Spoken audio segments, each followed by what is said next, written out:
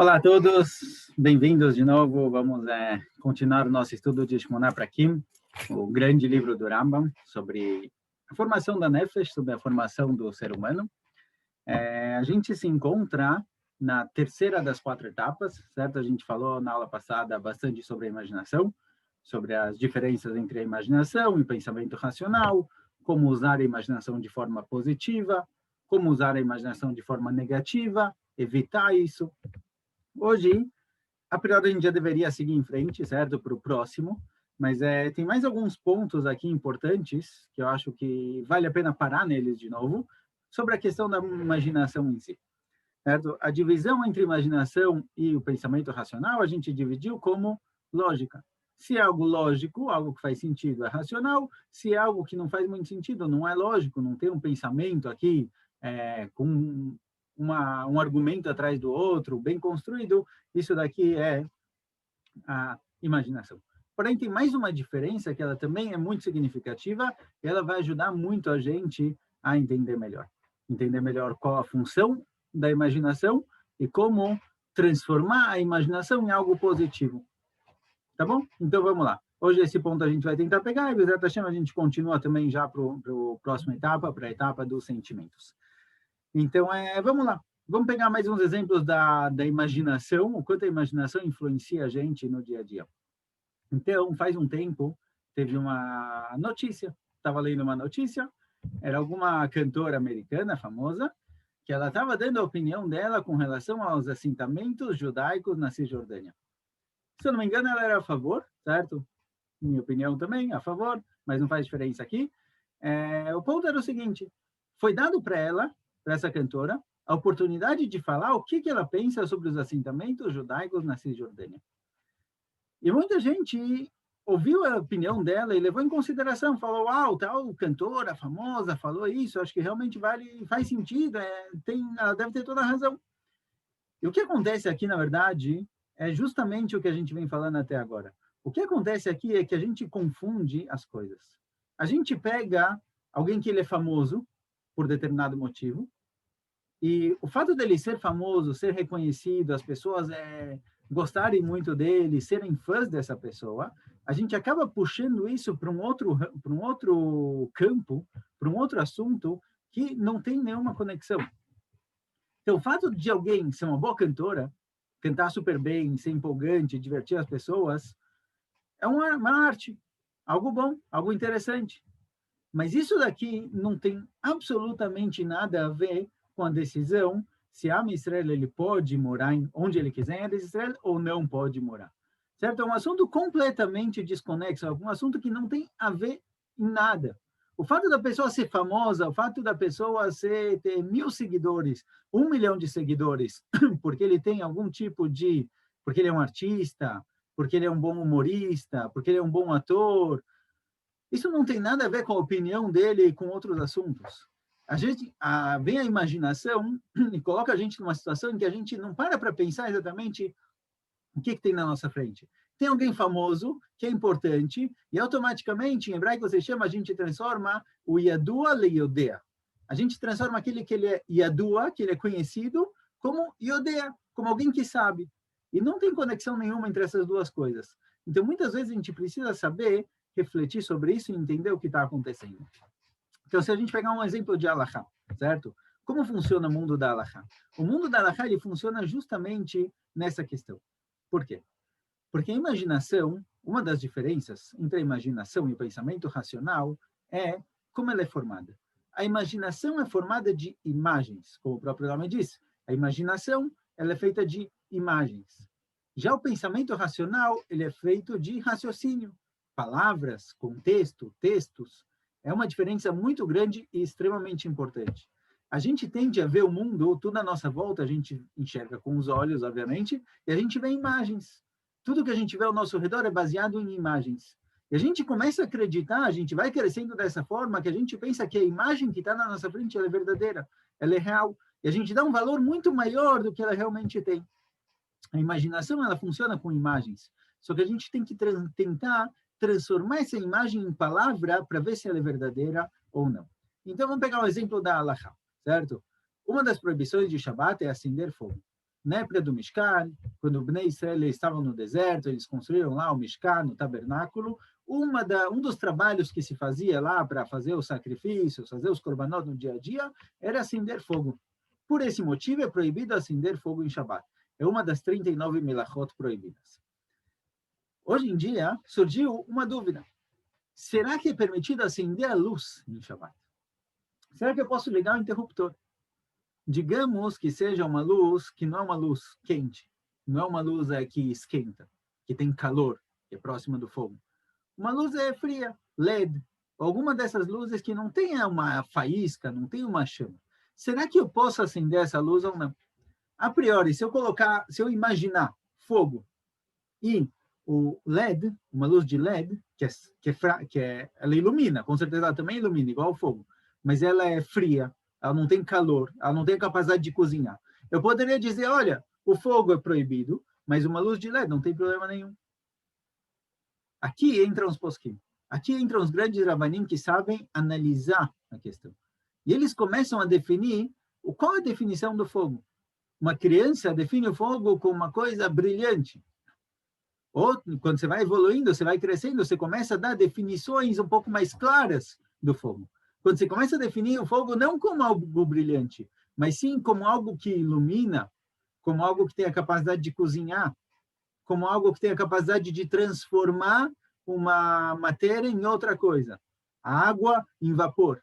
Quando você começa a definir de forma racional o que está na sua frente, a imagem que está na sua frente, você começa a poder puxar os ecronotos, os princípios daquela questão. Isso daqui é justamente a função do intelecto. O intelecto tem que pegar a imagem que está na sua frente e tentar transformar ela em palavras e ver se ela faz sentido. Então, se a gente pegar o exemplo da cantora que opinou sobre assentamentos na Cisjordânia, a cantora ela é famosa por quê? Porque ela tem uma capacidade artística muito boa, muito importante. Mas isso daqui não tem influência na situação do povo judeu em Eretz Israel. Não tem nada a ver. O fogo, será que ele tem a ver com o LED? Por um lado, o fogo é quente, o LED não. Mas os dois iluminam. Como se define a proibição de Shabbat de acender o fogo? Isso daqui é a função do lado racional. A gente tem uma imagem na nossa frente e a gente precisa trabalhar para transformar ela. Isso daqui leva a gente para o Mitzad HaChaim. Mitzad HaChaim é a marcha da vida, certo? A famosa marcha da vida. Muitas escolas no Brasil fazem, muitas escolas pelo mundo inteiro costumam fazer. O que é a marcha da vida? Crianças, geralmente de 8ª série, primeiro colegial, às vezes um pouco mais velhos, eles passam 2, 3 semanas na Europa, na Alemanha, Polônia, visitando campos de concentração e aprendendo sobre o Holocausto, conhecendo o que aconteceu, aonde aconteceu, e vivendo aquilo, estando lá e vendo. Não dizem que não é uma viagem fácil, eu particularmente nunca fiz, mas as pessoas estão lá. Esses alunos, essas crianças, eles estão lá vendo a história. E contam, dizem que todo mundo que vai lá, ele passa por uma onda de sentimentos muito, muito forte. Às vezes as pessoas choram e sofrem. Eles realmente vivem aquilo de forma plena. A grande pergunta entre os educadores é o que acontece 2, 3, 4 semanas depois que a pessoa volta. O que acontece depois de algumas semanas, depois que passou algum tempo, que a pessoa teve essa grande experiência, ela viu uma imagem muito forte, ela viu um filme muito forte, ela viu alguma cena que tocou nela, que mexeu com ela. O que acontece depois de algum tempo, depois que um tempo passa? Obviamente, esse grande sentimento vai diminuindo, certo? Os nossos sentimentos, eles sobem e descem, eles não são o tempo todo. Se os sentimentos fossem o tempo todo, a gente não ia conseguir viver. A gente precisa ter realmente essa diminuição do sentimento. Mas o que acontece depois? Aqui entra justamente o nosso ponto também. Aqui ele também tem um lado muito importante no lado racional. Enquanto as coisas ficam somente na imagem, somente no lado da imaginação, eu vi uma cena muito forte, depois de um tempo isso passa. Porque a imaginação, ela é rotativa. Hoje eu imagino uma coisa, depois eu penso em outra, depois em outra, e com o tempo isso vai se perdendo. A função dos mechanchim, a função dos educadores, de qualquer pessoa que passa por uma experiência tão forte, é traduzir, é transformar essa experiência em palavras. Então, quando você passou por uma experiência no qual você sentiu algo muito, muito forte, uma imagem que te chocou, tenta definir claro, por que isso me chocou? O que me incomodou aqui? E aí, quando você tiver um princípio, quando você tirar daqui uma base, uma crença, você vai poder usar isso daqui para frente. Se isso ficar só na imaginação, ficar só na lembrança, eu fui em tal lugar, certa vez eu vi aquilo, isso daqui vai ficar muito fraco. Tem que conseguir transformar a imaginação em palavras. Esse é um dos lados, uma das funções da questão racional aqui. Transformar a imaginação, algo que você sentiu, algo que você viu, algo que te chocou, em palavras. Porque a imaginação não dura muito, ela passa rápido, ela vai mudando. As palavras vão poder te dar alguma coisa aqui para o futuro, certo? Então, essa daqui também é uma diferença entre o lado racional e o lado da imaginação. Muito bom. Agora, o que acontece hoje em dia, só tocar mais um ponto aqui, já que a gente falou sobre educadores, mais um ponto de educação. Hoje em dia, a grande maioria das crianças, pelo menos aqui em Israel, isso aqui tem bastante, mas em outros lugares do mundo, maioria, não sei dizer se é a maioria, mas a grande parte das crianças são diagnosticadas como hiperativas. Em hebraico chama, a sigla em inglês chama ADHD, ADHD. Hiperativas. As crianças são consideradas hiperativas, eles não têm capacidade de se concentrar, eles não conseguem prestar atenção na aula. O que se faz? Então, hoje em dia, o pitarô, a solução é, tá bom, vamos dar para eles algum remédio, um remédio que vai acalmar, vai tranquilizar eles, eles vão conseguir se concentrar. Mas por quê? Por que, de repente, a situação mudou? Porque uma geração atrás, 2 gerações atrás, a capacidade cognitiva das pessoas era muito maior, a capacidade de concentração, e hoje em dia, alguns educadores dizem que a capacidade de concentração de uma criança é em torno de 5 a 7 minutos. Ou seja, você consegue focar em um assunto, focar em uma aula de 5 a 7 minutos. Mais que isso passa, mais que isso já não consegue. O que acontece aqui? O que acontece aqui é justamente a nossa questão. As crianças crescem hoje em dia com iPhone, com iPad, com vídeos, com televisão, e eles estão acostumados a ver imagens mudando o tempo todo, uma imagem depois da outra, muito, muito, muito rápido. Num filme, num vídeo, as imagens vão passando muito rápido, e eles estão o tempo todo acostumados a ter um pensamento baseado na imagem. Ou seja, a evolução cognitiva das crianças está parando na terceira etapa, no lado da imaginação. E eles não passam para o lado mais profundo, para o lado do racional. Eles param lá na imagem. E aí vem alguns e dizem, tá bom, eles estão aqui, então, dessa forma que a gente vai viver. Agora, você quer dar uma aula, você quer educar, você quer ensinar jovens, crianças, faz uma cena gigante, uma arte enorme, faz um super PowerPoint, que é super chamativo, passa um vídeo para eles. Mas isso aqui não é educação, você está deseducando. A nossa função como educadores, como pais, como seres humanos, é ensinar as crianças a seguirem em frente, a passarem essa etapa. Não ficar na imaginação.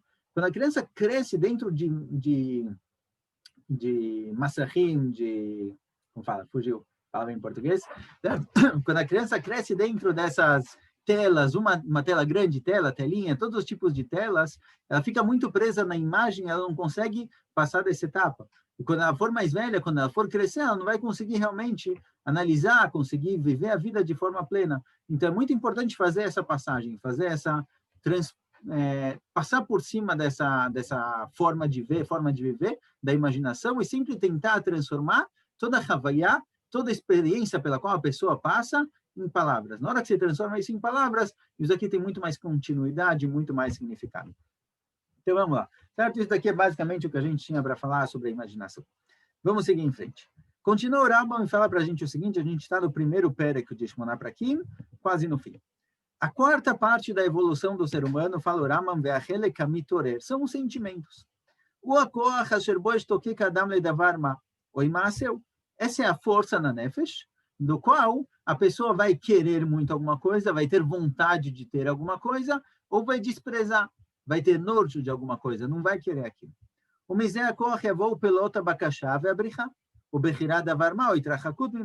daqui, desse cor, dessa parte da nefesh, nessa parte da alma, vão vir as vontades de querer alguma coisa ou de fugir de alguma coisa, de escolher um ou de se afastar disso. A raiva e fazer as pazes. O medo e a coragem. A crueldade e a piedade, o amor e o ódio. E todos os sentimentos que sobem dentro da pessoa durante a vida dele. Certo? Agora a gente passou para a questão dos sentimentos. O Klei Elokuhot, vamos acabar o parágrafo, a gente explica um pouco melhor. O Klei Elokuhot, quais são as ferramentas que os sentimentos usam para expressar o que eles estão sentindo? Todas as partes do corpo, todos os órgãos. O que correada ela com a mão que estica para pegar alguma coisa, certo? Quando você tem a vontade, você quer alguma coisa, você estica a mão para pegar. A perna, ela te ajuda a se aproximar daquilo ou fugir daquilo, certo? Aqui a perna, o corpo, os órgãos da pessoa ajudam a pessoa a expressar o sentimento. Ele está com medo, a face dele vai expressar medo, ele vai tremer, ele pode sair correndo quando ele quer se afastar de alguma coisa. O olho ele consegue ver quando ele quer muito alguma coisa, ele quer prestar atenção, ele precisa do olho para ver. Do coração para a coragem, para o medo. Assim também os outros órgãos, anistarim e anirim, os órgãos que são visíveis e os escondidos, todos esses órgãos eles são ferramentas utilizadas pelo sentimento para expressar algum tipo de sentimento, certo? A face, os órgãos do corpo e assim por diante. Muito bom. Chegamos agora na questão do sentimento. Agora, vamos focar onde a gente está, onde a gente se encontra, o que a gente está buscando aqui. A gente está sempre vendo, analisando de dois pontos de vista as 5 etapas da evolução do ser humano. A parte do sentimento agora tem 2 lados. Tem o lado em que o sentimento ele expressa o que a pessoa tem dentro dele, ele expressa a personalidade dele através do sentimento, e a gente quer tentar entender mais do que isso, certo? Isso daqui também é importante, saber de onde vem determinado sentimento, por que eu sinto isso, que isso daqui é uma expressão de alguma parte da minha personalidade, mas a gente está querendo aqui, principalmente, porque essa é a continuação do livro, entender o que define o meu sentimento. Como eu cheguei a sentir aquilo. E aqui surge um grande ponto extremamente importante, porque a grande maioria das pessoas param nessa etapa. Certo? Eu vi uma vez uma pesquisa, ouvi dizer pelo menos, não cheguei a ver a pesquisa em si, a pesquisa dizia que 95% das pessoas não pensam na vida, 95% das pessoas vivem do jeito que for, faz o que quer, gosta do que gosta, vive sem pensar muito na vida, sem refletir.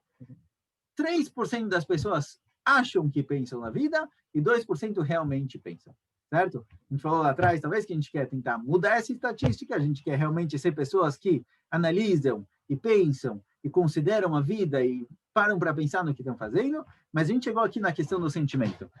Hoje em dia, extremamente normal, a pessoa agir de acordo com o que ele gosta ou não gosta. Hoje não existe mais certo e errado. Existe o que eu quero e o que eu não quero. O que eu gosto e o que eu não gosto. A definição de certo e errado sumiu. Certo? Isso é chamado no mundo filosófico de pós-modernismo, a época na qual a gente se encontra é chamada de pós-modernismo, no qual existe principalmente o pluralismo. Cada um com a sua opinião, cada um com a sua ideia, cada um faz o que ele bem entende. Só entre parênteses, para a gente entrar, não vamos falar demais desse assunto, mas essa regra tem um porém, certo? Cada um faz o que ele quiser, com a condição de que ele não prejudique a próxima pessoa. Agora, tem aqui um paradoxo nessa própria regra, certo? Na própria base do pluralismo tem aqui um paradoxo. A regra diz o seguinte, cada um faz o que quer, com a condição de que ele não prejudique o outro. O que acontece se eu falar, eu não concordo com essa regra? A minha opinião é que eu posso fazer o que eu quiser, mesmo que eu prejudique outra pessoa. Então, tem aqui um paradoxo. Se eu tenho a opção de escolher o que eu quero, fazer o que eu quero, fazer o que eu penso, pluralismo, cada um com a sua opinião, eu não concordo com essa opinião de que não pode prejudicar outra pessoa. Eu tenho esse direito ou não tenho esse direito? Esse é um problema filosófico na teoria do pluralismo. Mas vamos deixar ele de lado. No dia a dia, sem muita filosofia, as pessoas hoje em dia agem de acordo com o que eles gostam. Eu gosto disso, para mim é certo. E ninguém me julgue por isso. Ninguém me julgue por gostar do que eu gosto, por fazer o que eu faço. Eu tenho a minha opinião, eu gosto disso, eu tenho todo esse direito. Crianças hoje em dia, certo? O verbo mais famoso em hebraico é bali. Bali é eu quero. Não me chame por quê. Não importa se isso daqui é bom ou ruim, prejudicial, não prejudicial, pode, não pode, bali. Eu quero. Eu estou afim. Eu estou afim, eu posso fazer. Será que realmente o nosso sentimento, será que o que a gente sente é real ou não é real? Agora, eu não estou falando que a gente não sente de verdade, com certeza a gente sente, certo? A gente não está não está vivendo somente o... Bom, deixa eu tirar essas questões. será que o sentimento, será que o que eu sinto pode ser considerado a forma correta de agir ou não? Se eu gosto de alguém ou se eu não gosto de alguém? Isso quer dizer que aquela pessoa é uma pessoa boa ou uma pessoa ruim? Se eu gosto de determinada coisa, isso transforma aquilo em certo ou não? Então, aqui é importante notar o que a gente tem visto até agora. Como se forma o sentimento da pessoa? Como se forma a atração por alguma pessoa, o amor por uma pessoa, a raiva, o ódio por outra pessoa? O sentimento ele é formado a partir do quê? A partir das 3 etapas que passaram até agora. A parte instintiva tem um lado natural, que a pessoa ele tem instintos específicos, mas se a gente pegar as próximas 2 etapas, a parte dos 5 sentidos e a parte da imaginação, esses daqui são os formadores do sentimento da pessoa. Na grande maioria, pelo menos até que a pessoa amadureça um pouco mais. O que você viu por aí, o que você ouviu por aí, tudo isso entra dentro de você. Tudo isso é absorvido. E vem a imaginação e faz um bolo, mistura tudo, faz aqui uma grande massa de tudo que você viu, ouviu, mistura tudo isso e traz para dentro da pessoa, traz para dentro do coração da pessoa. E quando você viu coisas numa situação positiva, numa situação legal, você se conecta com aquilo de forma positiva. Então, se você assistiu um filme e naquele momento você estava comendo alguma coisa gostosa, uma pipoca que você adora, um chocolate que você adora, você vai conectar tudo o que estava acontecendo em volta com aquele prazer no paladar e no seu sentimento você vai criar aqui um sentimento positivo com relação àquilo. Ou seja, o sentimento ele é um derivado dos 5 sentidos e da imaginação. Por isso, crianças gêmeas, por exemplo, 2 crianças gêmeas que são no DNA exatamente igual. Se cada um crescer em uma casa diferente, ele vivenciar coisas diferentes, e ele ouvir coisas diferentes, e ele ter pensamentos diferentes, eles vão se tornar pessoas completamente diferentes, completamente desiguais. Não vão ser a mesma pessoa. Talvez pelas características instintivas de natureza, eles vão ter alguma proximidade, mas o sentimento deles vai ser completamente diferente. Você pega pessoas mais velhas, certo? Pessoas de 30, 40, 50 anos. Quando você tenta convencer eles de alguma coisa que eles cresceram dentro disso, é praticamente impossível fazer eles mudarem de ideia. Por quê? Porque quando você está num diálogo, se o diálogo realmente é um diálogo racional, em que vocês estão discutindo um ponto, pararam para pensar e um ouve o outro, ótimo, é possível convencer. Mas a maioria dos diálogos, pega qualquer diálogo entre 2 presidentes, é na verdade um monólogo entre 2 pessoas. São 2 pessoas expressando a própria opinião sem prestar atenção no que o outro está falando. Nada está sendo discutido aqui. O principal ponto desses diálogos é derrubar o outro. Fazer a pergunta que vai incomodar o outro. E muitas vezes no nosso dia a dia, quando a gente conversa com alguém sobre algum assunto, a gente tem todo o nosso sentimento, tudo que a gente passou, tudo que a gente pensou, imaginou até agora, está lá, a flor da pele está lá borbulhando, e na hora da discussão a gente não está nem pensando. A gente está discutindo com um sentimento. Isso daqui faz com que uma pessoa não consiga convencer a outra. Uma pessoa nem escuta a outra. Então, a primeira coisa que a gente precisa notar com relação ao sentimento é que saber que o nosso sentimento ele é derivado do que a gente passou. Ele é derivado da nossa experiência particular. Por isso, é quase impossível você saber o que outra pessoa está sentindo. Quando você passou pela mesma experiência, você pode ter empatia. Certo? Pessoas que passaram pela mesma experiência de vida, passaram pelo mesmo sofrimento, pela mesma alegria, eles podem ter uma empatia, eles conseguem reconhecer o que o outro está sentindo, mas não até o fim, porque a experiência de vida que cada um teve traz para ele formas diferentes de sentir. Então, quando você entra em uma discussão, a primeira coisa a saber é se começou a ter gritos, começou o tom de voz começou a subir, quer dizer que a discussão está passando do racional para o emocional. E quando ela chegou no emocional, não existe mais discussão. Porque o emocional não é baseado em alguma coisa lógica. O emocional é baseado nas experiências de vida da pessoa, é baseado nos 5 sentidos, no que ele viu, ouviu, mexeu e comeu. É baseado no que ele pensou, na imaginação, em como ele trabalhou tudo isso. E para atingir o emocional de outra pessoa é praticamente impossível. Por isso, a primeira coisa é saber, de novo, estou deixando isso claro, porque a gente tem que saber isso, que o emocional não é capaz de definir certo e errado, de forma absoluta. Ele é capaz de me dizer o que eu gosto e o que eu não gosto. O que é bom para mim e o que não é bom para mim. Mas falar que uma coisa é certa ou é errada baseado somente no emocional não é suficiente. Obviamente, não quer dizer que a gente tem que apagar o coração, desligar os sentimentos e viver a vida de forma robótica, somente racional. Claro que não. Óbvio que na nossa vida, no dia a dia, os sentimentos, o emocional, eles são parte da vida. É parte do que nos define como ser humano. Mas o que é importante agora, que a gente vai precisar saber lá para frente, é que os nossos sentimentos, o que eu gosto, o que eu não gosto, o que eu tenho prazer ou não tenho prazer, se eu tenho medo ou se eu tenho coragem, se eu sou alguém cruel ou piedoso, tudo isso é baseado na minha experiência particular de vida, ou seja, não tem aqui uma verdade absoluta. Não tem algo que eu possa obrigar uma pessoa a sentir da mesma forma, não tem algo que eu possa falar, olha, com certeza o certo é errado, porque é isso que eu sinto. É muito importante separar entre o sentimento e o certo e o errado. Pode ser que você sente isso realmente, pode ser que essa é a sua vontade, pode ser que é isso que você sente com relação àquilo. Isso não quer dizer que é verdade ou não, tá bom? Verdade ou não é uma definição que a gente vai ter só lá para frente, só no lado racional. Isso aqui é muito importante, porque a gente vai chegar mais para frente, e na hora que a gente vai falar sobre Avodat Hamidot, em que a pessoa ele tem que saber a Avodat Hamidot, se a gente pegar, por exemplo, a questão de Tzedakah, ajudar o outro, ajudar o próximo, certo? Eu preciso ajudar alguém ou não preciso ajudar alguém?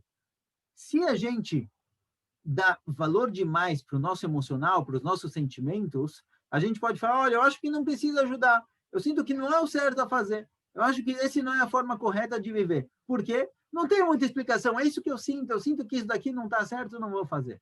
Quando a gente deixa a nossa vida, as nossas decisões na mão do sentimento, a gente está deixando as nossas mãos nas nossas experiências de vida, que nem sempre foram as melhores e nem sempre foram bem interpretadas. Então, saber que o sentimento é importante, saber que é bom sentir, é bom viver, mas que o sentimento não pode nos definir o certo e o errado, sem uma explicação racional, é o nosso primeiro passo para poder seguir em frente. O segundo passo, a gente vai falar na continuação, é o que o Rambam vai falar, basicamente o Rambam está criando aqui a base para chegar no segundo pé, que é se a gente tem controle sobre o sentimento ou não. Será que o ser humano pode controlar o amor e a raiva por alguém? Será que o ser humano pode controlar o medo e a coragem? Será que está na nossa mão? Ou será que, olha, o sentimento é realmente uma experiência de vida, coisas pela qual a gente passou, eu não tenho controle sobre isso, não tenho como mexer. Eu sinto o que eu sinto, assim eu sou, e assim eu vou ser a vida inteira. Será que não? Será que realmente a gente tem aqui o controle sobre isso? E o Rambam trouxe aqui uma palavra, ele usou uma palavra específica que vai nos ajudar a entender um pouco melhor sobre isso, mas, graças a Deus, a gente continua na semana que vem. Tchau, tchau, até mais, espero vocês na continuação. Até mais.